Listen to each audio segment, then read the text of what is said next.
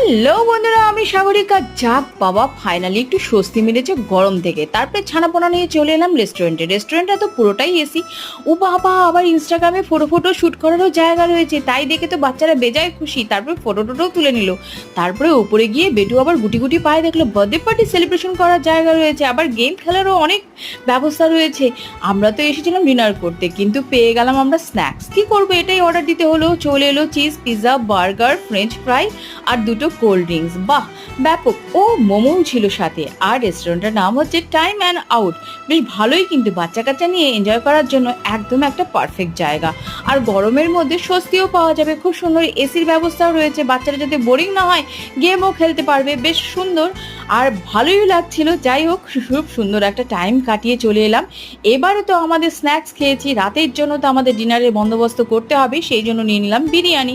ভিডিওটি ভালো লাগলে লাইক, শেয়ার, সাবস্ক্রাইব।